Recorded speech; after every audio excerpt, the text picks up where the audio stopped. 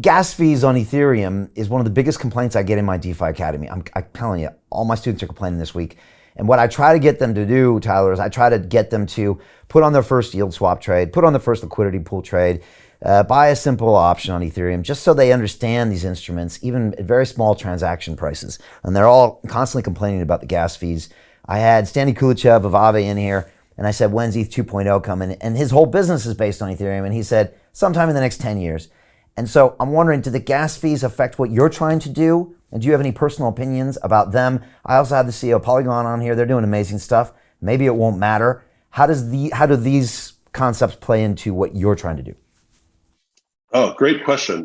So it impacts us a little, but at least the core dynamics of how Flexo works. So currently, in staking your tokens, there is a cost, but it's really kind of a one-time thing, and then you're moving things around, assigning things within the contract.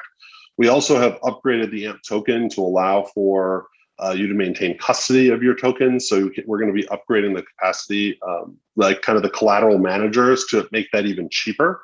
So it impacts us a little because our core functionalities aren't like all happening with repetition or repetitive on-chain transactions.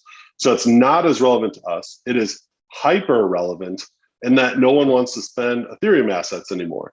Who's going to spend USDC when it costs $25 to make the transaction? I mean, no one.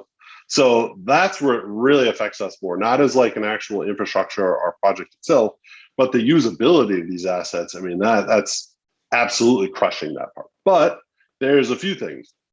So the first one for us, most people are going to probably be spending from custodial wallets anyway, and are. So there's actually a much minimized effect of that. People can now just spend from their custodial wallet.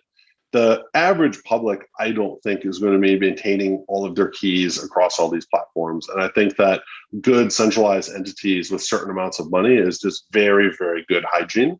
So I see a world where we're using the software exactly the same way. It's very easy. You're tapping a button, but the assets can still be safe, regulated, how all that starts to look. That's interesting.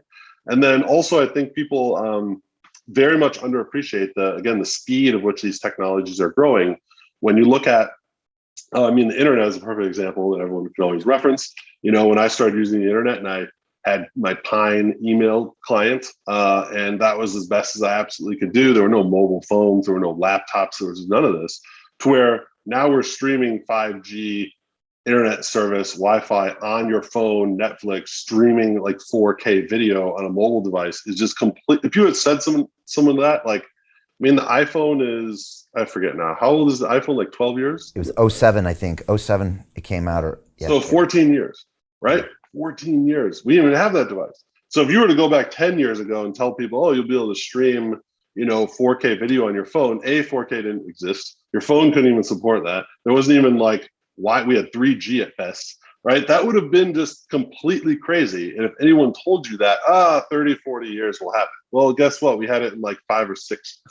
So I think we're squarely in the same situation. And that Ethereum in 2017 was all speculative nonsense. It was all just these ICOs with no real utility. No one was using MetaMask. No one was using DeFi protocols. There was literally nothing. It was pure speculation. And now it evolved very quickly to where even starting off the end of last summer, there's a lot of this stuff happening. We have billions and billions of dollars in all of these various protocols, like you mentioned, Aave or Compound or Yearn, right? All this has happened literally within 12 to 18 months, its entirety. So to now think that all of a sudden we can scale this hyper secure base layer that quickly is a monumental task. And so that will happen. But the reality is, like you mentioned, Polygon, Arbitrum is another that is getting a lot of attention. ZK Sync is super, super interesting what they've been building. These are all a year or two old projects. They're going to start coming out quickly. And so for my more pragmatic approach, if people want to use this and are using it and have value in it, we're going to scale this thing fast, and it will be in a way that users can appreciate, and it will work. But you need to have the economic value. Imagine building a layer 2 scaling solution in 2017. You'd be looked at like an idiot. What are you building? No one's using this. Gas fees are super cheap. No one's using any of this stuff except buying ICO tokens, right? So, but now 2 years later, it was a huge deal. And so now you have to accelerate it really quickly. The same thing if you were going to build a streaming service for mobile phones in 2005, people would look at you, you're from another planet, right? So it's really that sort of an approach where if the value is there, it'll bring all of the capital, all of the smart people. They will work very quickly to develop something, and it will happen much quicker than I think people recognize. So, within the year, or let's say within next year for sure, I would say there'll be established layer twos that are very much operational that'll lower these average costs down significantly.